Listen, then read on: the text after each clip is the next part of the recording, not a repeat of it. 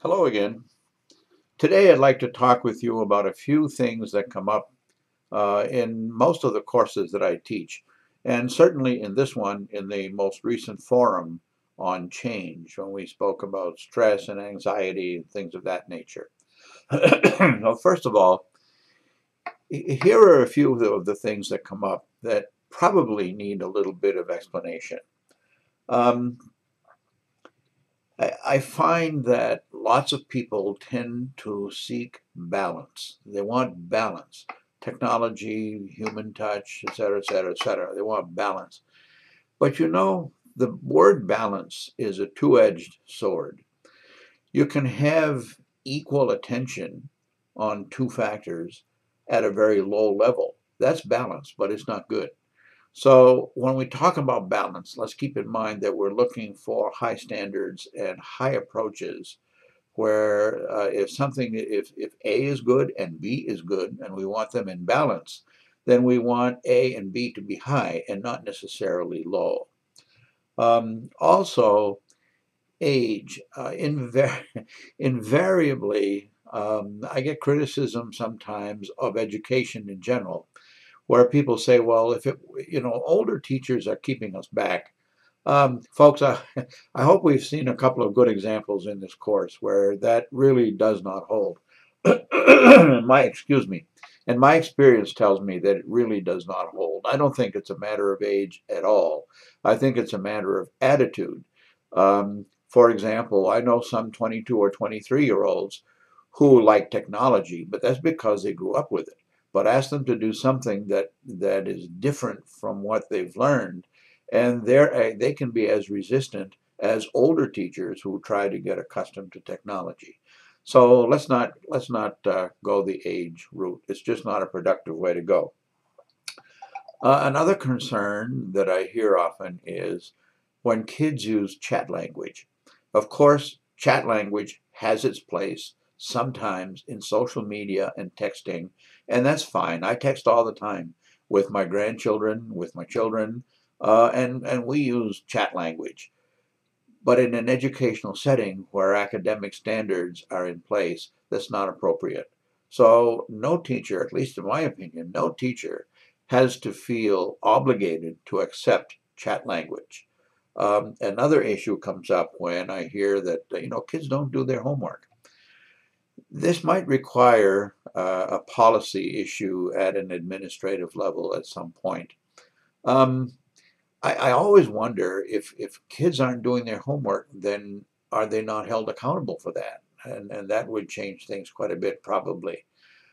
On the other hand, if it's dealing with something new like technology and online learning that hasn't been required in the past, then maybe you need some help from your administrators in developing a school-based policy on the acceptability of a different kind of homework that is every bit as required as any other type, even in the older models that we use.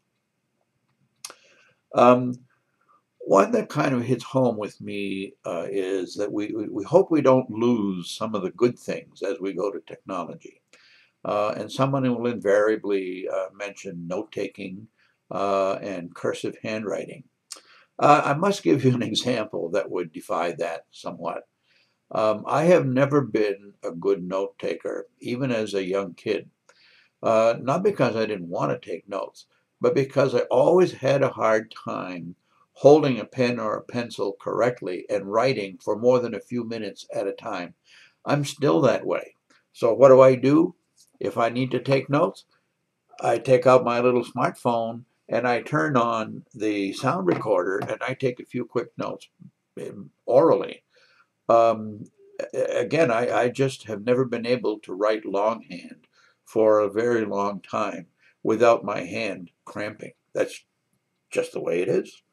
So, so I bring that to your attention that sometimes we want to preserve things that may or may not be preserved. I'm not suggesting we don't preserve handwriting, but I think we just need to rethink some things at some time.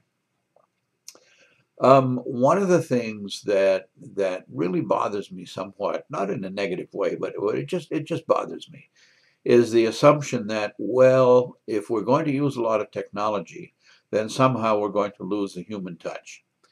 I've been using technology in an instructional setting now as a teacher, principal, higher ed administrator, consultant, on a number of different ways.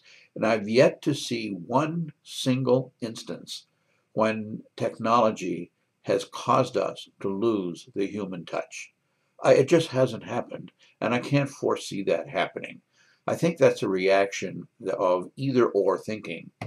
Several years ago, a professor at Harvard wrote an article entitled Managing the Paradox of Organizational Trust. And he said one of the fallacies in our thinking is that we do fall into either or thinking instead of both and. So it's not that technology is good and human contact is bad. And it's not like human contact is good and technology is bad. Technology and multimedia are now part of our life. We just need to accept that. However, we don't need to buy into the thinking that just because we use these tools, we're somehow going to become robots, taught by robots that can be turned on and off with a mouse. That just won't happen.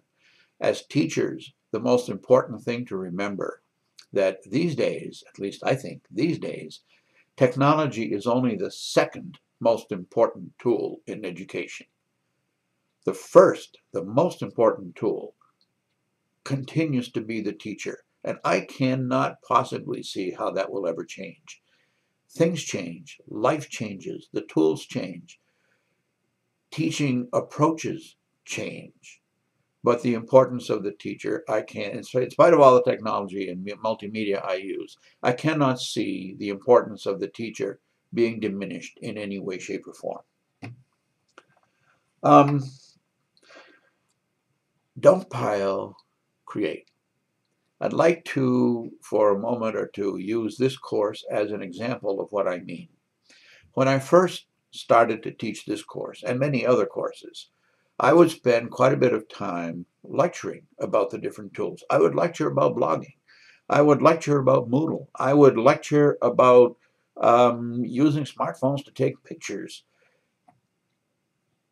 Yet, looking back, I don't think these lectures had very much impact. Do I enjoy groups? Do I enjoy making presentations? Absolutely, I do. I really do.